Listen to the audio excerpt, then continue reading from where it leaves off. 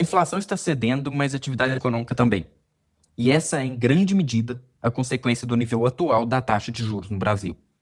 As variações nas causas e consequências dessas quedas dos indicadores de inflação e do nível de atividade da economia brasileira foram os principais temas para os movimentos nos mercados ao longo do mês de julho. É sobre essa dinâmica que eu vou discutir nesse comentário mensal. Então, vamos lá. Nós temos hoje uma política monetária bastante restritiva e ela está cumprindo seu papel. A inflação começa a perder força, mas a economia também começa a sentir de maneira mais clara os efeitos dos juros elevados. Antes, uma notícia positiva. O fluxo de capital estrangeiro que eu vinha trazendo como um grande fator negativo para as cotações no Brasil estabilizou.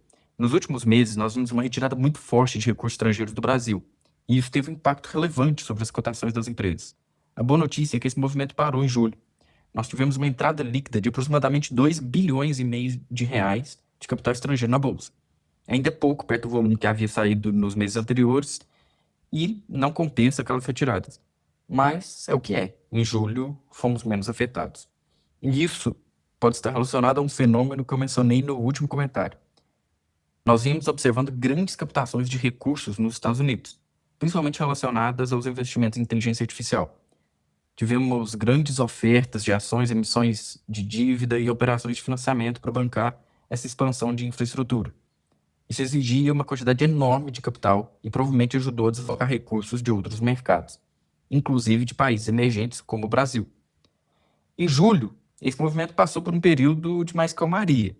Ainda teremos grandes investimentos relacionados à inteligência artificial, isso é evidente, mas não observamos aquela necessidade extraordinária de capital imediato que a gente vinha vendo nos meses anteriores, até nas semanas anteriores ao início de julho.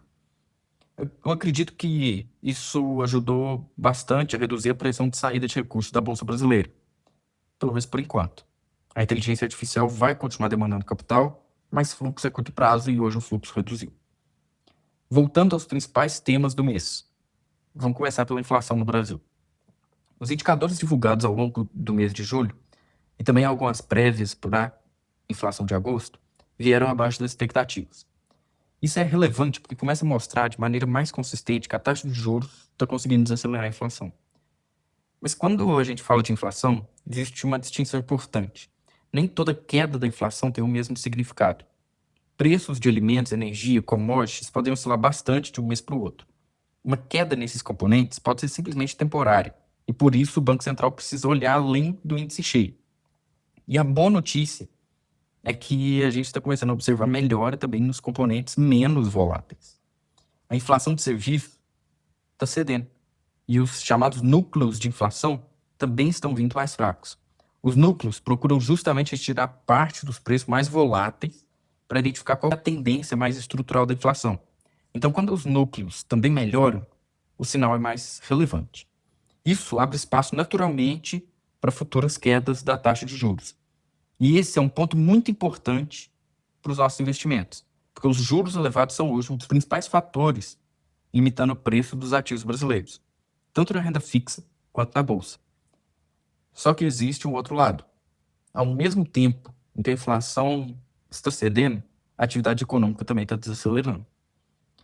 Os indicadores de produção industrial, serviços e vendas no varejo divulgados ao longo de julho vieram abaixo das expectativas. Ou seja, os juros estão funcionando, mas começam também a produzir um impacto mais claro sobre a economia real.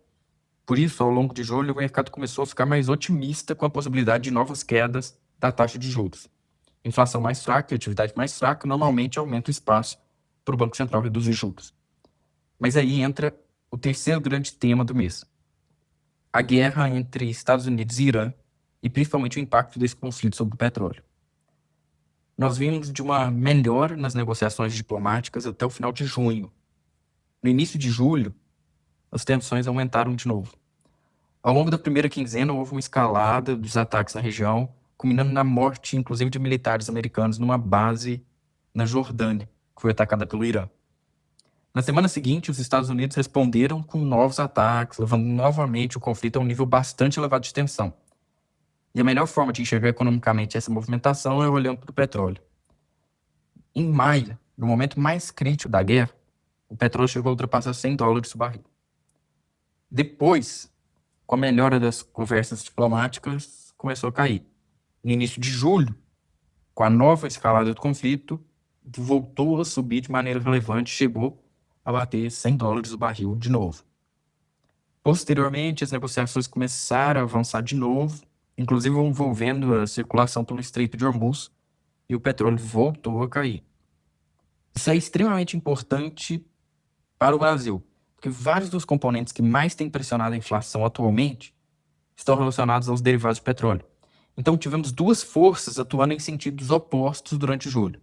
De um lado, a inflação doméstica mais fraca e a atividade econômica desacelerando, o que favorece uma queda de juros. Do outro, o petróleo subindo e aumentando novamente o risco inflacionário.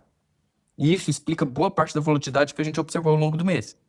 A bolsa chegou a cair acompanhando a escalada das tensões e depois se recuperou à medida que conversas diplomáticas avançaram, especialmente focando na circulação, principalmente de petróleo no Estreito de Hormuz.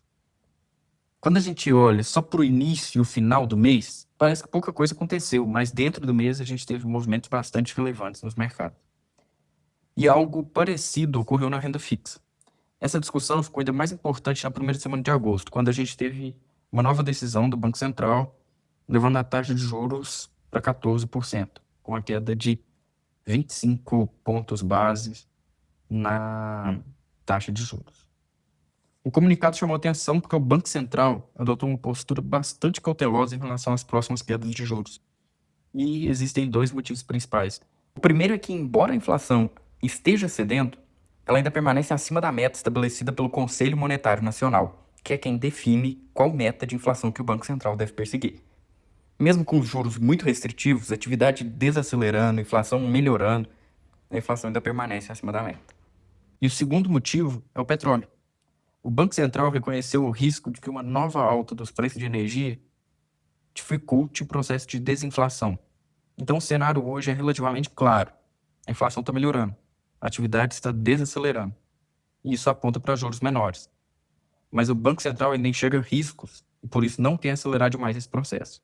Trazendo isso para os nossos investimentos, começando pelo clube, onde a gente tem os investimentos em renda variável, em ações, as empresas mais ligadas à atividade industrial e ao crescimento do PIB são justamente aquelas que a gente começa a perceber mais claramente os efeitos dos juros elevados. Um exemplo é Marco Polo.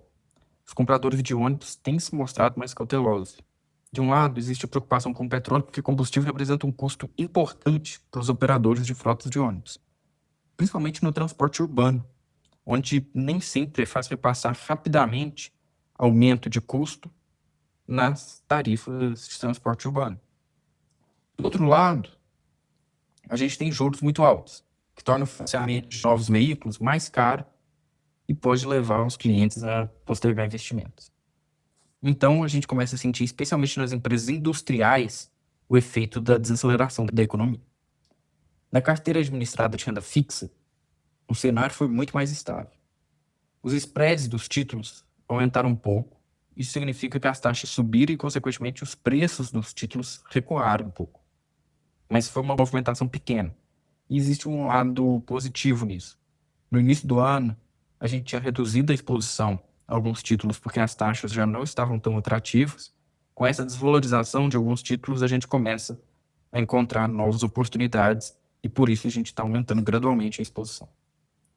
Também comecei, ainda de maneira bastante cautelosa, a incluir alguns títulos que podem se beneficiar de forma mais significativa caso os juros realmente comecem a cair.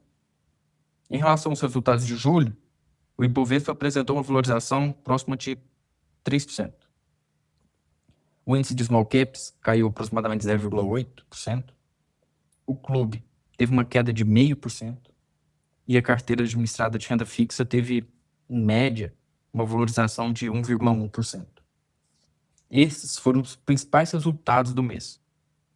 E eu já quero deixar aqui o convite para o próximo mês, porque o comentário do próximo mês é especialmente importante. Porque a gente está no meio da temporada de divulgação dos resultados das empresas.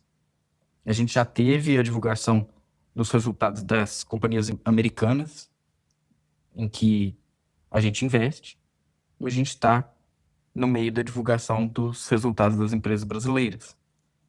Então, no próximo comentário, eu vou sair um pouco dessa discussão macroeconômica e olhar principalmente para aquilo que no longo prazo é o mais importante para a gente, como os negócios das empresas em que a gente investe estão efetivamente evoluindo. Espero vocês no próximo mês.